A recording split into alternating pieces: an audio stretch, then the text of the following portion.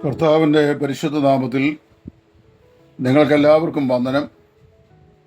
നല്ല വചനം പേജിലൂടെ നാം പഠിച്ചുകൊണ്ടിരിക്കുന്ന രക്ഷയുടെ ഭദ്രത സത്യമോ മിഥ്യയോ എന്നുള്ള പഠന പരമ്പരയുടെ 20ാമത്തെ എപ്പിസോഡിലേക്ക് എല്ലാ മാന്യപ്രേക്ഷകർക്കും സ്വാഗതം. ഇന്ന് നമ്മളിവിടെ പഠിക്കാൻ പോകുന്നത് ഒരു പാപി രക്ഷിക്കപ്പെടുമ്പോൾ അവന് ലഭിക്കുന്ന ആത്മരക്ഷ എന്ന് പറയുന്നത് താൽക്കാലികമായി ലഭിക്കുന്നതാണോ അതോ നിത്യമായ അവൻ്റെ അനുഭവമാണോ എന്നുള്ള വിഷയമാണ്. ഈ വിഷയത്തിൻ്റെ പഠനത്തിലേക്ക് ദൈവത്തിൻ്റെ വചനത്തിൽ നിന്ന്, അതായത് ഇന്നത്തെ എപ്പിസോഡിൻ്റെ പഠനത്തിലേക്ക് ദൈവത്തിൻ്റെ വചനത്തിൽ നിന്ന് 2 വേദഭാഗങ്ങൾ ഉദ്ധരിക്കുവാൻ ഞാൻ താല്പര്യപ്പെടുകയാണ്. ഒന്നാമത്തെ വചനഭാഗം പത്രോസിൻ്റെ 1-ാം ലേഖനം അതിൻ്റെ 4-ാം വാക്യവും, രണ്ടാമത്തേത് എഫേസ് ലേഖനം 1-ാം അധ്യായത്തിൻ്റെ 9-ാമത്തെ വാക്യവുമാണ്.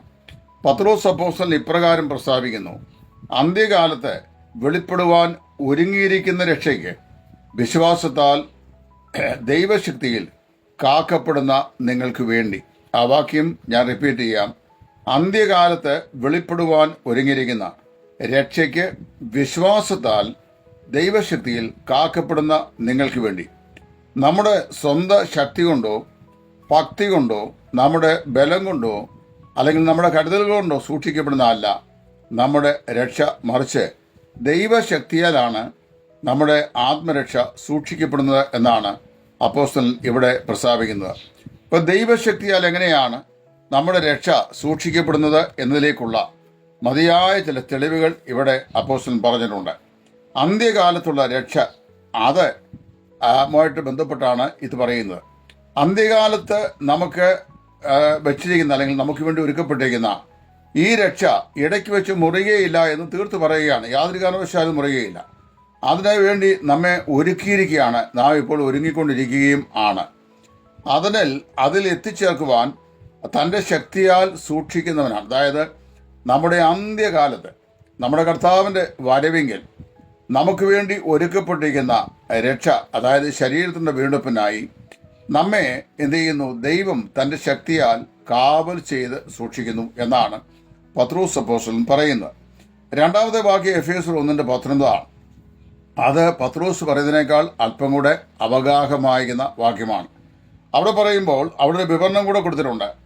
അവൻ്റെ, അതായത് ദൈവത്തിൻ്റെ ബലത്തിൻ വല്ലഭത്വത്തിൻ്റെ വ്യാപാരത്താൽ, ദൈവത്തിൻ്റെ ബലത്തിൻ വല്ലഭത്വത്തിൻ്റെ വ്യാപാരത്താൽ വിശ്വസിക്കുന്ന നമുക്ക് വേണ്ടി വ്യാപരിക്കുന്ന അവൻ്റെ ശക്തിയുടെ അളവറ്റ വലിപ്പം എന്നതെന്നും നിങ്ങൾ അറിയേണ്ടതിനും പ്രാർത്ഥിക്കുന്നു. എഫേസോസിലെ വിശ്വാസികൾക്ക് വേണ്ടി പ്രാർത്ഥിക്കുകയാണ് 1-ാം അധ്യായത്തിൽ പൗലോസ് അപ്പോസ്തലൻ.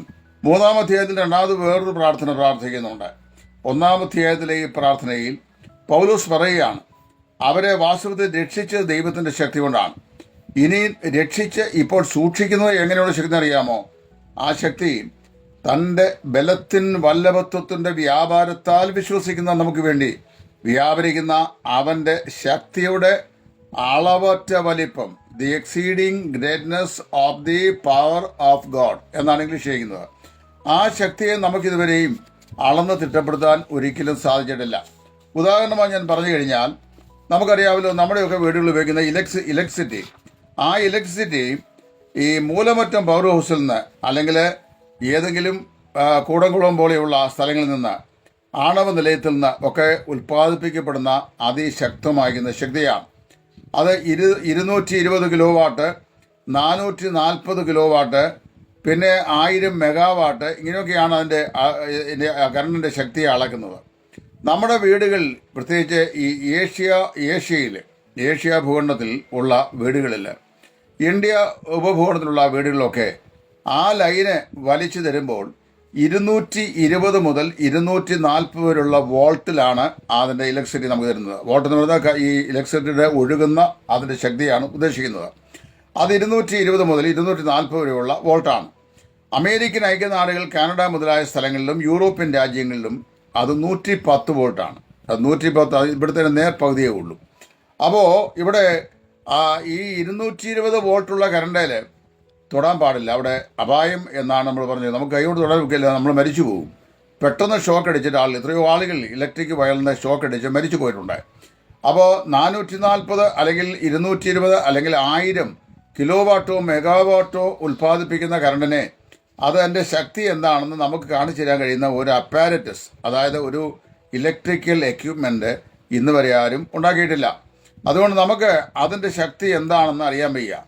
220 വോൾട്ടുള്ള ഇലക്ട്രിസിറ്റി ലൈൻ കൊണ്ട് വാസ്തുവിൽ എന്തെല്ലാം കാര്യങ്ങൾ നടക്കുന്നുണ്ട്? ഈ ലോകത്തിൽ ഒരുപാട് കാര്യങ്ങൾ നടക്കുന്നുണ്ട്. നമ്മുടെ എയർ കണ്ടീഷൻ അതുകൊണ്ട് തണുപ്പിക്കപ്പെടുന്നു, ഹീറ്റർ ചൂടാക്കപ്പെടുന്നു, മൈക്രോവേവ് അവൻ പ്രവർത്തിക്കപ്പെടുന്നു, മറ്റ് നിരവധി ഫാന് റൊട്ടേറ്റ് ചെയ്യിക്കുന്നു. എത്രയോ അതിശയകരമായിട്ടുള്ള പ്രവർത്തന തത്വങ്ങളാണ് ഇലക്ട്രിസിറ്റിക്കുള്ളത്. വാസ്തവത്തിൽ അതിൻ്റെ അളവിനെ നമുക്ക് അളക്കാൻ കഴിയുകയില്ല. ഒരു പ്രാവശ്യം ആകാശത്ത് നിന്ന് മേഘപാളികൾ കൂടി മിന്നിച്ചിതറുന്ന ഈ ഇടി മിന്നൽ പാളികൾ, ആ മിന്നലുണ്ടല്ലോ, അവ ദൈവത്തോട് യാത്ര ചോദിച്ചിട്ടാണ് പോരുന്നതാണ് യോബിന്റെ പുസ്തകം 38:35 പറയുന്നത്. ഇങ്ങനെ ദൈവത്തോട് യാത്ര പറഞ്ഞ് ഞങ്ങൾ പോയിക്കൊള്ളട്ടെ എന്ന അനുവാദം ചോദിച്ചിട്ട് പോകുന്ന ഈ മിന്നൽ പിണർ ഭൂമിയിൽ വരുമ്പോഴേക്ക് അതിന്റെ ശക്തി എന്ന് പറയുന്നത് കോടിക്കണക്കായ വോൾട്ടാണ്. അതിനെക്കുറിച്ചൊക്കെ പഠിക്കുന്ന ഇടിമിന്നലിന്റെയും അതിന്റെ വോൾട്ടിന്റെ ശക്തിയൊക്കെ പഠിക്കുന്ന ശാസ്ത്രജ്ഞന്മാരെ അമേരിക്ക നയിക്കുന്ന നാടുകളിലും മറ്റു രാജ്യങ്ങളിലും ഒക്കെ ഉണ്ട്. അവരൊക്കെ അതിന് ഒരു പ്രാവശ്യം നമ്മുടെ കണ്ണുകൊണ്ട് ഈ ആകാശം മിന്നുന്നതായി കാണുന്ന ഈ മിന്നലിനകത്ത് കോടിക്കണക്കിന് വോൾട്ടാണ്. അത് അളന്നെടുക്കാനായിട്ട് വളരെ പ്രയാസമാണ്. അപ്പോൾ ദൈവത്തിന്റെ സിംഹാസനത്തിൽ നിന്ന് ആകാശ മേഘപാളികൾ കൂടി പായുന്ന ഒരു ഇടിമിന്നലിന്റെ അകത്ത് ദൈവം ഉൾക്കൊള്ളിച്ചിട്ടുള്ള ശക്തിയുടെ വലിപ്പത്തെ വളർന്നു തിട്ടപ്പെടുത്താൻ മനുഷ്യബുദ്ധി കൊണ്ട് ഇന്ന് വരെ സാധിച്ചിട്ടില്ല. മനുഷ്യൻ തന്നെ ഫ്രെയിം ചെയ്ത, മനുഷ്യൻ ഈ ഹൈഡ്രോളിക് സംവിധാനത്തിൽ കൂടി ഉൽപ്പാദിപ്പിക്കുന്ന അല്ലെങ്കിൽ ആറ്റോമിക് എനർജി വഴിയായി ഉൽപ്പാദിപ്പിക്കുന്ന 220 kilo watt, 440 kilo watt, 1000 megawatt എന്നൊക്കെ പറയുന്ന വൈദ്യുതിയുടെ ആ ഒറ്റ വലിപ്പത്തെ ഏതെങ്കിലും ഒരു ബൾബ് ഉണ്ടാക്കി അതുകൊണ്ട് കത്തിച്ച് കാണിക്കാനോ, ഒരു ഉപകരണം ഉണ്ടാക്കി അത്രയും കിലോ വാട്ട് വൈദ്യുതി കടത്തിവിട്ട് പ്രവർത്തിപ്പിക്കുന്ന ഒരു ഉപകരണം ഉണ്ടാക്കി അതിൻ്റെ പ്രവർത്തന തത്വം വിശദീകരിക്കാനോ വൈദ്യുതി ഉപയോഗിക്കുന്ന നമ്മുടെ ആൾക്കാർക്ക് പോലും സാധിക്കുന്നില്ല. എന്ന് പറഞ്ഞാൽ ഞാൻ പറഞ്ഞതിൻ്റെ അർത്ഥം ഭീമാകാരമായ ആ ശക്തിയെ ലളിതവൽക്കരിച്ച് ലഘൂകരിച്ച് നമ്മുടെ ഒരു വീടുകളിലോ ഒരു ഫാക്ടറികളിലോ നമുക്കത് ഈ ഹാസിൽ ഫ്രീ ആയിട്ട് പ്രയാസമില്ലാതെ ഉപയോഗിക്കത്തക്ക നിലയിലേക്ക് കൊണ്ടുവന്നിട്ടാണ് അത് നമുക്ക് ഉപയുക്തമാക്കി തരുന്നത്. അതുപോലെ വെളിച്ചം ഒരു സെക്കൻഡിൽ ഭൂമിയെ 7.5 പ്രാവശ്യം വലം വയ്ക്കുന്നു എന്നാണ് ശാസ്ത്രം പറയുന്നത്. വെളിച്ചം ഭൂമിയെ 7.5 പ്രാവശ്യം വലം വയ്ക്കുക. എവിടുന്ന്? ഒരു സെക്കൻഡ് കൊണ്ട്. ഉദ്ദേശം 1,86,000 മൈൽ, അതായത് 3 ലക്ഷം കിലോമീറ്റർ ഒരു സെക്കൻഡിൽ വെളിച്ചം യാത്ര ചെയ്യും. അതിനെയാണ് വാസ്തവത്തിലെ പ്രകാശത്തിന്റെ വേഗത എന്ന് പറയുന്നത്. പ്രകാശ വേഗത ഇപ്പൊ ഈ ഗോളങ്ങളിൽ നിന്ന് ഗോളങ്ങളിലേക്കുള്ള ദൂരങ്ങളെ ഒക്കെ ശാസ്ത്രലോകം ആസ്ട്രോണമി പഠിക്കുന്ന ആളുകൾ അവര് വിലയിരുത്തുന്നത് പ്രകാശ വർഷങ്ങളുടെ കണക്കിലാണ്. നമുക്കറിയാമല്ലോ, ഒരു ഗാലക്സിയിൽ നിന്ന് വേറൊരു ഗാലക്സിയിലേക്ക് പ്രകാശ വർഷങ്ങളുടെ അന്തരാളമുണ്ട്. എന്ന് പറഞ്ഞാൽ പ്രകാശം 1 സെക്കൻഡിൽ സഞ്ചരിക്കുന്നത് 1,86,000 മൈലാണ്. 1,86,000 മൈലിനെ 60 കൊണ്ട് ഗുണിച്ചാൽ 1 മിനിറ്റിൽ സഞ്ചരിക്കുന്ന പ്രകാശന വേഗത കിട്ടും. പിന്നെ അതിനെ വീണ്ടും 60 കൊണ്ട് ഗുണിച്ചു കഴിഞ്ഞാൽ 1 മണിക്കൂറിൽ സഞ്ചരിക്കുന്ന വേഗത കിട്ടും. അതിനെ 24 കൊണ്ട് ഗുണിച്ചു കഴിഞ്ഞാൽ 1 ദിവസം സഞ്ചരിക്കുന്ന വേഗതയെ കിട്ടും. അതിനെ 30 കൊണ്ട് ഗുണിച്ചു കഴിഞ്ഞാൽ 1 മാസം സഞ്ചരിക്കുന്ന വേഗതയെ കിട്ടും. പിന്നെ അതിനെ 12 കൊണ്ട് വീണ്ടും ഗുണിച്ചു കഴിഞ്ഞാൽ 1 വർഷം സഞ്ചരിക്കുന്ന വേഗത കിട്ടും. അങ്ങനെ ദശലക്ഷക്കണക്കിന് പ്രകാശ വർഷങ്ങൾക്ക് അകലെയാണ് ഒരു ഗാലക്സിയും മറ്റൊരു ഗാലക്സിയും തമ്മിൽ സ്ഥിതി ചെയ്യുന്നത്. ചില ഗാലക്സികളിൽ നിന്ന് പുറപ്പെട്ടിരിക്കുന്ന പ്രകാശം പ്രപഞ്ച സൃഷ്ടി മുതൽ ഇന്ന് വരെ ഭൂമിയിൽ എത്തിച്ചേർന്നിട്ടില്ല എന്ന് പോലും ശാസ്ത്രലോകം അഭിപ്രായപ്പെടുന്നുണ്ട്. അതുപോലെ ഇന്ന് കണ്ടുപിടിക്കപ്പെട്ടിട്ടുള്ളതിലെ ഏറ്റവും ശക്തമാകുന്ന ശക്തിയാണ് അണുശക്തി എന്ന് പറയുന്നത്. ന്യൂട്രോൺ ബോംബ്, ഹൈഡ്രജൻ ബോംബ് എന്നൊക്കെ നമ്മൾ കേട്ടിട്ടില്ലേ, ഇലക്ട്രോൺ ബോംബ് എന്നൊക്കെ കേട്ടില്ലേ. ഇവിടെ ഈ നാം ശ്വസിക്കുന്ന ഒരു പ്രാവശ്യം ശ്വസിക്കുന്ന പ്രാണവായു എന്ന് പറഞ്ഞു കഴിഞ്ഞാൽ, ഇപ്പം ഞാൻ ഇവിടെ ഇരുന്നു കൊണ്ട് നിങ്ങളോട് സംസാരിക്കുന്ന സമയത്ത് ഒരു പ്രാവശ്യം എൻ്റെ മൂക്കിലൂടെ അകത്തേക്ക് വലിച്ചിറക്കുന്ന പ്രാണവായു, ആ പ്രാണവായുവിനെ അണുശക്തിയാക്കിയാൽ അതിൻ്റെ ശക്തി കൊണ്ട് ഒരു വിമാനത്തെ തുടർച്ചയായി 12 മാസം പറപ്പിക്കാൻ കഴിയുമെന്ന് ശാസ്ത്രലോകം അഭിപ്രായപ്പെടുന്നത്. നിങ്ങൾ ചിന്തിച്ചു നോക്കി, എൻ്റെ ബുദ്ധിയിലൊന്നും ഇത് പ്രവേശിക്കുന്നില്ല. വെറും ചെറിയ ഒരു തലയും അല്പമായ ബുദ്ധിയുമുള്ള ഞെരികെ ശാസ്ത്രലോകത്തെ ഈ വമ്പൻ കാര്യങ്ങളെക്കുറിച്ചൊന്നും വാസ്തുവിൽ അറിയാൻ വയ്യ. സയൻസൊക്കെ നിങ്ങൾ വായിച്ചു നോക്കിയാൽ മതി, നിങ്ങൾക്കറിയാം നമ്മൾ ജീവിക്കുന്ന വളരെ അഡ്വാൻസ്ഡ് ആയ ഒരു ലോകത്താണ്. അപ്പോൾ ശാസ്ത്രലോകം പറയുകയാണ്, ഒരു പ്രാവശ്യം നമ്മുടെ മൂക്കിൽ കൂടി നമ്മൾ വലിച്ചെടുക്കുന്ന എമൗണ്ട് ഓഫ് എയർ, എത്ര എയർ ഉണ്ടോ അത്ര എയർ, അല്ലെങ്കിൽ നമ്മുടെ 2 ലങ്ങുകൾക്ക് ഉൾക്കൊള്ളാൻ കഴിയുന്ന അത്ര എയറാണ് ഒരു പ്രാവശ്യം നാം വലിച്ചെടുക്കുന്നത്. അതിനെ ശ്വസിക്കുക എന്നാണ് പറയുന്നത്. ഒരു പ്രാവശ്യം നാം ശ്വസിക്കുന്ന ഈ വായുവിനെ അതിൻ്റെ അണുശക്തിയാക്കി നമ്മൾ പരിവർത്തനപ്പെടുത്തിയാൽ അതുകൊണ്ട് ഒരു വിമാനം 12 മാസം നിർത്താതെ പറപ്പിക്കാൻ സാധിക്കുമെന്നാണ് പറയുന്നത്. ഒരു ദിവസം നാം 1 മിനിറ്റിൽ നമ്മൾ എത്ര പ്രാവശ്യം ശ്വസിക്കുന്നുണ്ട്? ഒരു ദിവസം എത്ര പ്രാവശ്യം ശ്വസിക്കുന്നു? എത്രയോ 1000 ലിറ്റർ ഈ പ്രാണവായുവാണ് നമ്മളെ ഉള്ളിലേക്ക് വലിച്ച് എടുക്കുന്നത്. അപ്പോൾ വാസ്തവത്തിൽ അതുപോലെ തന്നെ ഒരു സ്പൂണിനകത്തെ, ഒരു കരണ്ടിക്കകത്ത് എടുക്കുന്ന വെള്ളം, ആ വെള്ളത്തെ അതിൻ്റെ അണുശക്തിയാക്കി പരിവർത്തനപ്പെടുത്തിയാൽ ശാസ്ത്രലോകം പറയുന്നത് ഒരു വലിയ കപ്പലിനെ അറ്റ്ലാന്റിക് മഹാസമുദ്രത്തിലൂടെ ഒരു പ്രാവശ്യം ചുറ്റിക്കറങ്ങുവാൻ സഹായിക്കുമെന്നാണ്. ഒരു കരണ്ടി വെള്ളം എന്ന് പറഞ്ഞാൽ 1 സ്പൂൺ വെള്ളം. 1 സ്പൂൺ വെള്ളത്തെ അതിൻ്റെ അണുശക്തിയായി ഇതിനെ മാറ്റിയാൽ അറ്റ്ലാന്റിക് സമുദ്രത്തിലൂടെ ഭീമാകാരമായ ഒരു ഷിപ്പിനെ ഒരു പ്രാവശ്യം വലം വെച്ച് കൊണ്ടുപോകാനായിട്ട് സാധിക്കും എന്നാണ് പറയുന്നത്. ഞാൻ പറഞ്ഞു, ഇങ്ങനെയുള്ള ക്രമീകരണത്തോടെ ആ ദൈവം ഈ പ്രപഞ്ചത്തെയും ഭൂമിയെയും അതിൽപ്പെട്ട വസ്തുവകളെയും സമുദ്രത്തെയെല്ലാം സൃഷ്ടിച്ചിട്ടുള്ളതാണ്. ഈ ഭൂമി സൃഷ്ടിക്കപ്പെട്ടു തന്നെ അണുശക്തി കൊണ്ടാണെന്നാണ് വിശ്വസിക്കപ്പെടുന്നത്.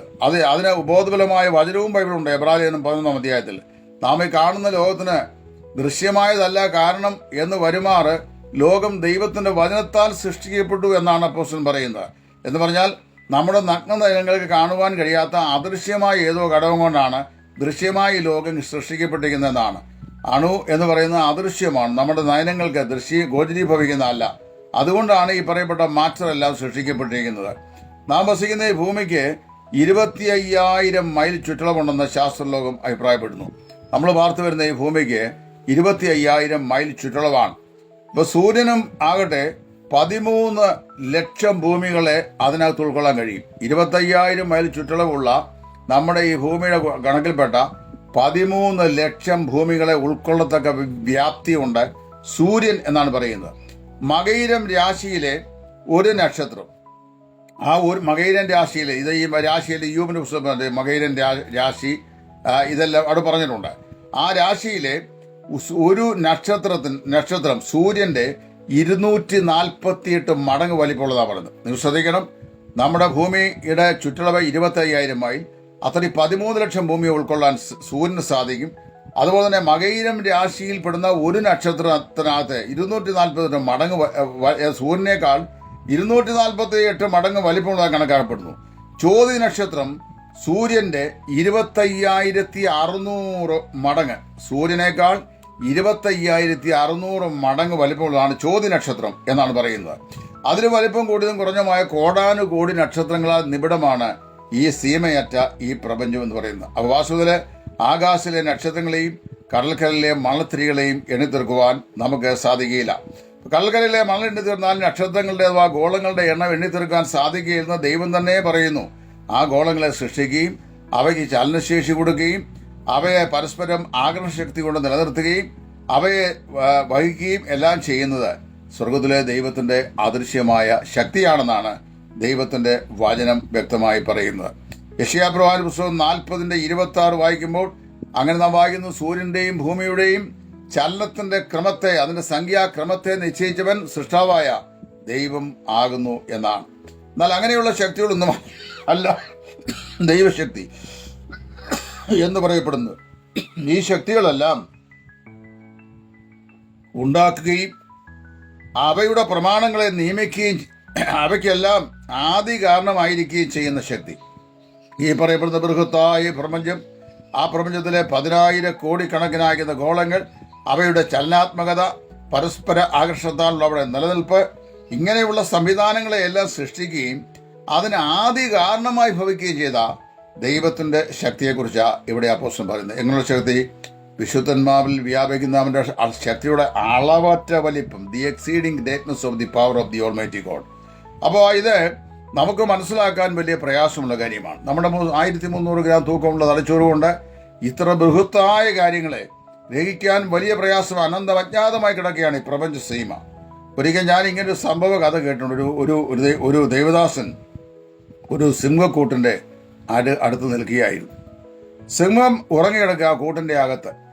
അപ്പൊ ഈ സിംഹം കൂട്ടിനകത്ത് ഉറങ്ങിക്കിടക്കുകയായിരുന്നുകൊണ്ട് ആ കാഴ്ച ബംഗ്ലാവിൽ വന്ന പലരിൽ നിന്ന് വന്നവൽ അരികിൽ നിന്നുകൊണ്ട് ഈ സിംഹത്തെ ഒന്ന് ഉണർത്തി കാണിക്കുന്ന താല്പര്യം ഇദ്ദേഹത്തിനുണ്ടായി. അതായത് സിംഹക്കൂട്ടിൽ കിടന്ന് ഉറങ്ങുന്ന സിംഹത്തെ ഒന്ന് ഉണർത്തണം എന്നുള്ള ജിജ്ഞാസ ഉണ്ടായി.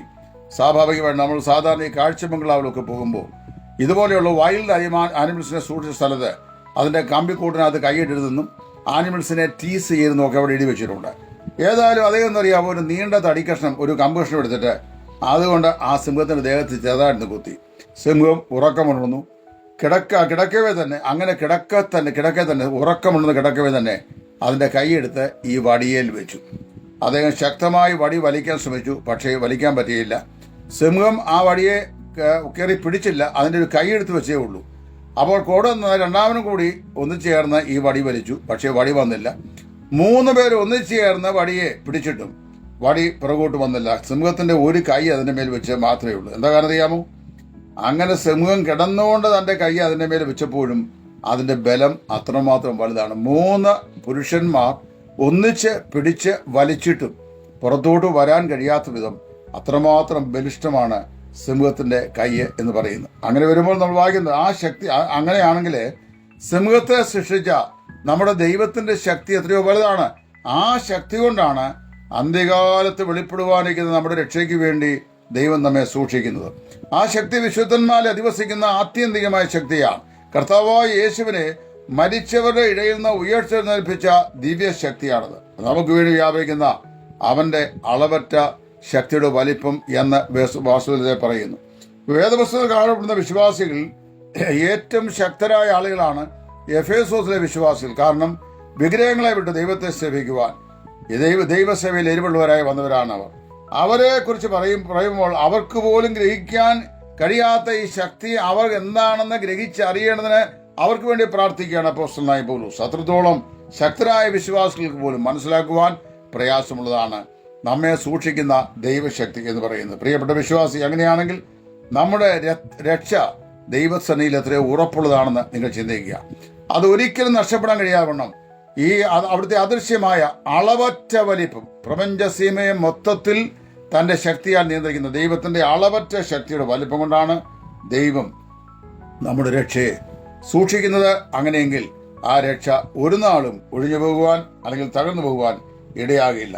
സകലവും തനിക്ക് കീഴ്പ്പെടുത്തുവാൻ കഴിയുന്ന വ്യാപാര ശക്തി എന്നാണ് ആ ശക്തിയെക്കുറിച്ച് ഫിലിപ്പിയ ലേഖനം 3:21 പറയുന്നു. നമ്മുടെ പൗരത്വമോ സ്വർഗത്തിലാകുന്നു, അവിടെ നിന്ന് നമ്മുടെ കർത്താവായ യേശു രക്ഷിതാവായി വരുമെന്ന് നാം കാത്തിരിക്കുന്നു. അവൻ വരുമ്പോൾ നമ്മുടെ താഴ്ചയുടെ ശരീരത്തെ അവന്റെ അമർത്യമായ ശരീരത്തോട് അനുരൂപമായി രൂപാന്തരപ്പെടുത്തും എന്ന് പറയുമ്പോൾ സകലവും തനിക്ക് കീഴ്പ്പെടുത്തുവാൻ കഴിയുന്ന തന്റെ വ്യാപാര ശക്തി കൊണ്ടെന്നാണ് വാക്യം. അപ്പൊ ദൈവത്താൽ കാക്കപ്പെടുന്ന വിശ്വാസിയെ സൂക്ഷിക്കുന്നത് സകലത്തെയും തന്റെ ശക്തിയാൽ സൂക്ഷിക്കുവാൻ കഴിയുന്ന വ്യാപാര ശക്തി കൊണ്ടാണ്. അങ്ങനെയാണെങ്കിൽ പ്രിയ ദൈവവേദലേ, നമുക്ക് ദൈവം നൽകിയ രക്ഷ യാതൊരു നിലയിലും, അതുകൊണ്ടാണ് അപ്പോസ്തലൻ പറയുന്നത്, പിന്നെ ഉയരത്തിനോ ആഴത്തിനോ ഇപ്പോഴുള്ളതിനോ വരുവാനുള്ളതിനോ പിന്നെ ദൂതന്മാർക്കോ വാഴ്ചകൾക്കോ അധികാരങ്ങൾക്കോ മരണത്തിനോ ജീവനോ മറ്റ് യാതൊരു ശക്തിക്കോ നമ്മുടെ കർത്താവായ യേശു ക്രിസ്തുവിന്റെ ദൈവസ്നേഹത്തിൽ നിന്ന് നമ്മെ വേർപിരിക്കുവാൻ കഴിയുകയില്ല എന്ന് ഞാൻ ഉറച്ചു പിരിക്കുന്നു എന്ന് പറഞ്ഞിരിക്കുന്നത്. ദൈവം നിങ്ങളെ അനുഗ്രഹിക്കട്ടെ. ദൈവം നമുക്ക് നൽകിയ രക്ഷ ദൈവത്തിന്റെ അളവറ്റ ശക്തിയുടെ വ്യാപാരത്താൽ അന്ത്യം വരെയും സൂക്ഷിക്കപ്പെടുന്നതാകിയാൽ ദൈവമക്കളുടെ രക്ഷ എന്നേക്കും ഭദ്രമാണ്.